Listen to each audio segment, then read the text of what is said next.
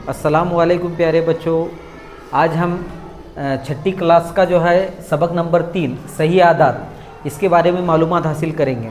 अब सही आदत किसे कहा जाता है और सही आदत का इस्तेमाल करके हम किस तरीके से जमा कर सकते हैं और किस तरीके से दूसरे अमल कर सकते हैं, इसके बारे में हम तरतीब से मालूमात हासिल करेंगे। फ़िलहाल आज की वीडियो में हम सही आदत किसे कहा जाता है ये समझने की कोशिश करेंगे और सही आदत की जमा किस तरीके से की जाती है ये समझने की कोशिश करेंगे।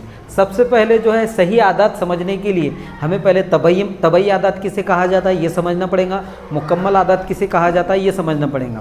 सही आदत समझने से पहले हमें ये समझना पड़ेगा कि तबई आदत किसे कहा जाता है और मुकम्मल आदत किसे कहा जाता है। तो जो अगर गिनती की शुरुआत 1 2 3 4 5 यानी कि गिनती की शुरुआत अगर 1 से हुई या 1 से आगे की गिनती की शुरुआत हुई तो ऐसे अदद के मजमूए को या ऐसे अदद के सेट को क्या कहा जाता? तबई आदत। क्या कहा जाता? तबई आदत। अभी फ़िलहाल यहाँ पर एक अदद की कमी है, सिफर। तो सिफर से आगे शुरू होने वाली गिनती को मुकम्मल आदत कहा जाता। क्या कहा जाता? मुकम्मल आदत। पहले आदत के मजमूए में, पहले आदत के सेट में गिनती की शुरुआत 1 से हुई थी, तो यहाँ पर 1 से शुरू होने वाली गिनती को कहा जाता तबई आदत। क्या कहा जाता? तबई आदत। और जहाँ पर गिनती की शुरुआत जो है सिफर से होती है, 0 से होती, तो उसे क्या कहा जाता? मुकम्मल आदत। अब उसके आगे जो है अगला नंबर है सही आदत का। अब कुछ जगहों पर सही आदत का इस्तेमाल होता है, जैसा मिसाल के तौर पे सर्दियों के दिनों में, सर्दियों के मौसम में जो है जो दर्जे हरारत है, जो टेम्परेचर है वो 0 डिग्री सेल्सियस के नीचे भी जाता है। यानी कि महाराष्ट्र में तो लगभग जो है सर्दियों में 60 डिग्री सेल्सियस या 8 डिग्री सेल्सियस तक का जो दर्जा हरारत है वो रहता है। लेकिन कश्मीर जैसी रियासतों में जो है सिफर से नीचे भी जो है मतलब जो है दर्जा हरारत पहुंच जाता है। तो ऐसी सिचुएशन में जब सिफर से नीचे जो है दर्जा हरारत पहुंच जाता है तो यहाँ पर एक सवाल पैदा होता है कि फिर सिफर के नीचे भी कौन से अददों का इस्तेमाल होता? तो सिफर के नीचे जो है जो अददों का इस्तेमाल होता है उसे कहा जाता है सही आदत। अब सिफर के नीचे कोई नई आदत नहीं है, यही जो है 1 2 3 जो ये गिनती है, यही गिनती के आदत तफरीक से जाहिर किए जाते हैं। जैसा मिसाल के तौर पे ये सिफर है 1 2 3 4, इधर लामहदूद, इधर क्या है? लामहदूद। तो सिफर के नीचे के अदद को -1 से जाहिर किया जाता। यानी कि कश्मीर में जो है सिफर दर्जा हरारत के नीचे अगर कभी जो है मौसम में या दर्जा हरारत गया तो वहाँ पर फिर उसे माइनस से जाहिर किया जाता। फिर -1 के नीचे -2 -3 -4।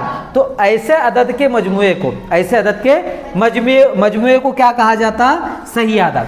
यानी कि पहले ग्रुप में यहाँ पर गिनती की शुरुआत कहाँ से हुई थी? 1 से। कहाँ से हुई थी? 1 से। यहाँ पर कहाँ से हुई? सिफर से। और यहाँ पर कहाँ से हुई? सिफर के नीचे भी क्या है? माइनस वाले अदद है। तो ऐसे माइनस वाले अददों के मजमूए को क्या कहा जाता?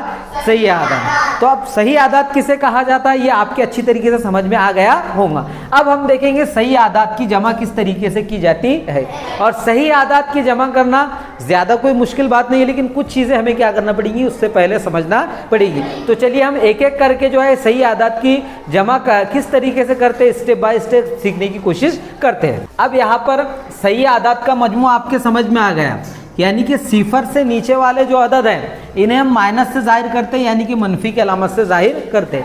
तो जो अददों के मजमूए में या जो अदद के ग्रुप में माइनस वाले अददों का शुमार होता और उसके अलावा सिफर का शुमार होता और प्लस वाले अददों का, इन पे फिलहाल कोई अलामत नहीं है, कोई अदद पे कोई अगर अलामत नहीं है तो ऐसा फ़र्ज़ किया जाता है कि वहाँ पर उस पर जमा की अलामत है। तो जो अददों के मजमूए में माइनस वाले, सिफर और प्लस वाले अददों का शुमार होता, ऐसे अददों के मजमूए को क्या कहा जाता?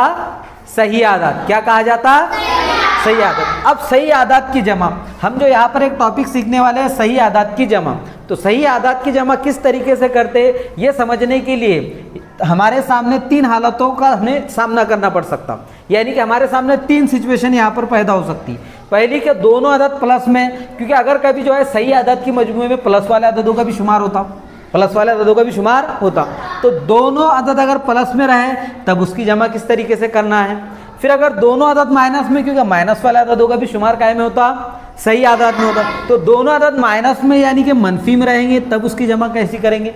अब तीसरी हालत हमारे सामने ये पैदा हो सकती है कि एक अदद जमा में और एक अदद मनफी में, क्योंकि मनफी वाले अददों का भी शुमार सही आदाद में होता और जमा वाले अददों का भी शुमार सही आदाद में होता। तो यहाँ पर एक अदद जमा में और दूसरा अदद तफरीक में रहा, तब उसकी जमा किस तरीके से करेंगे, ऐसे तीसरे हालत हमारे सामने पैदा हो सकते हैं। अब चौथे हालत ये पैदा हो सकते कि एक अदद सिफर और एक अदद माइनस वाला या प्लस वाला रहा, तो उसे किस तरीके से हल करेंगे, क्योंकि सिफर या हिंदसे पर कोई भी अलामत नहीं रहती, इधर माइनस वाले इधर प्लस वाले, लेकिन सिफर पर कोई भी अलामत नहीं है, ना ही प्लस की अलामत रहती और ना ही माइनस की अलामत रहती। तो यहाँ पर इस तरीके से हमारे सामने कितने हालतें पैदा होंगी, 4। तो ये 4 हालतों में हम किस तरीके से मिसालों को हल करेंगे, ये हम क्या करेंगे अभी आसानी से समझने की कोशिश करेंगे। तो दोनों अदद अगर कभी प्लस में रहे तो आम तौर पर जैसी जमा करते वैसी हमें क्या करना है, जमा करना है। जैसा यहाँ पर 5 और 6 है, 5 और 6 की अगर हमें जमा करना है तो हम क्या करेंगे, 5 में 6 मिला देंगे। 5 और 6 कितने हुए, शाबाश, कितने हुए, 11। 5 और 6 11। लेकिन अब अलामत कौन सी लगाएंगे, जमा की, क्योंकि दोनों अदद पर कौन सी अलामत है, जमा की। दोनों अददों पर अगर जमा की अलामत है तो आने वाले जवाब पर भी हम जमा की अलामत लगाएंगे। बिल्कुल ही आसान तरीके से हम क्या कर सकते हैं, मिसालें हल कर सकते हैं। अब उसके बाद जो है दूसरी मिसाल है, दोनों माइनस वाले अदद हैं यानी कि मनफी वाले अदद है, तो यहाँ पर भी हम क्या करेंगे, जैसा आमतौर पे जमा करते वैसा हम क्या करेंगे, जमा करेंगे। लेकिन जवाब पे कौन सी अलामत लगाएंगे अभी मैं तुमको समझाने की कोशिश करता हूँ। 7 और 8 कितने हुए, 15। 7 और 8 15, इसका जवाब आया 15, इसका जवाब आया 15।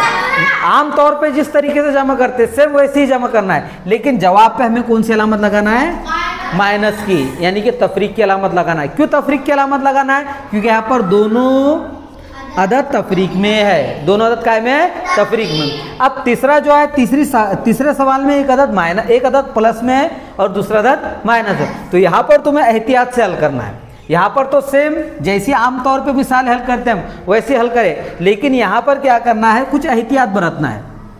एक अदद प्लस में, एक अदद माइनस में, तो अगर एक अदद प्लस में रहा और एक अदद माइनस में रहा तो हम क्या करेंगे, सब में पहले दोनों में से बड़ा वाला अदद ढूंढेंगे। अब 9 और 20, इन दोनों में बड़ा अदद कौन सा है, 20। कौन सा है, 20। तो हम क्या करेंगे, ये 20 में से, ये जो यहाँ पर 20 है, तो ये 20 में से क्या करेंगे, उसके साथ का छोटे वाला अदद 9 क्या करेंगे, तफरीक कर लेंगे। 20 में से 9 तफरीक करे 11, शाबाश, कितने आए, 11। तो हर मर्तबा हमें यही करना है, एक अदद प्लस में और एक अदद माइनस में। अभी फिलहाल प्लस की अलामत यहाँ पर है दावे हाथ तरफ और माइनस की अलामत सीधे हाथ तरफ वाले अदद पे है। लेकिन जो है हमें क्या करना है, अगर इधर भी माइनस की अलामत रही, इधर प्लस की अलामत रही, तब भी यही उसूलों का इस्तेमाल करना है। यानी कि बड़े वाले अदद में से छोटे वाला अदद हमें क्या करना है, तफरीक कर लेना है। 20 में से 9 तफरीक करे 11, 20 में से 9 तफरीक करे 11। अब अलामत लगाने की बारी है। अब अलामत लगाने की बारी है, तो जो बड़े अदद पे अलामत है वही हम काय पे लगाएंगे, जवाब पे लगाएंगे। तो जवाब पे यहाँ पर बड़े अदद पे कौन सी अलामत है, माइनस, इसलिए हम क्या करेंगे, जवाब पे माइनस की अलामत लगाएंगे। तो जवाब क्या है, माइनस के 11। तो ये जो है यहाँ पर तीसरी जो हालत है, ये हमें क्या करना है, अच्छी तरीके से समझना है, क्योंकि यहाँ पर भी आम तरीके से हल करना है, यहाँ पर भी आम तरीके से हल करना है, लेकिन तीसरी मिसाल में हमें कुछ बातों का ख्याल रखना है। और वो बात का ख्याल रखना है यानी कि बड़े में से छोटा तफरीक करना है। जो जवाब आया उस पर जो बड़े अदद पे अलामत है वही हमें क्या करना है, जवाब पे लगाना है। अब चौथे और आखिरी हालत हमारे सामने ऐसा पैदा हो सकता है कि एक अदद सिफर रहा और दूसरा अदद माइनस में रहा, या फिर एक अदद सिफर रहा और दूसरा अदद प्लस में रहा। तो आप सभी को अच्छी तरीके से मालूम है कि सिफर में अगर कोई भी अदद मिला है तो जवाब क्या था, वही अदद। जैसा मिसाल के तौर पे ये 5 है, 5 में अगर हमने सिफर मिला है तो 5 में सिफर मिला है तो जवाब क्या आने वाला है, 5 आने वाला है। अब यहाँ पर चाहे प्लस के हो या माइनस के हो तो तब जवाब क्या आएगा, वही आएगा। अगर माइनस के 5 में सिफर मिला है तब जवाब माइनस के 5 आएगा। अगर प्लस के 5 में सिफर मिला है तब भी जवाब क्या आएगा, प्लस के 5 आएगा। तो यहाँ पर सिफर में अगर 5 मिला है तो जवाब आने वाला है 5, क्या आने वाला है 5, लेकिन अलामत काय की है, इसलिए जवाब पे माइनस की अलामत लगी। अगर यहाँ पर प्लस की अलामत रहती थी तो हम क्या करते थे, यहाँ पर प्लस की अलामत लगाते थे। इस तरीके से हम सही आदादों की जमा बिल्कुल ही आसान तरीके से कर सकते। कोई ज़्यादा मुश्किल नहीं, लेकिन कुछ बातों का ख्याल रखना है। 4 हालतें हमारे सामने पैदा होती और वो चारों हालतों का हमको इस तरीके से मुकाबला करना है, जिसमें तीसरा जो मतलब तरीका है, एक माइनस और एक प्लस वाला, वहाँ पर हमें क्या करना है, एहतियात से हल करना है। अब अगले वीडियो में हम देखेंगे सही आदादों की तफरीक और बिल्कुल ही आसानी से हम क्या करेंगे, उसे समझने की कोशिश करेंगे।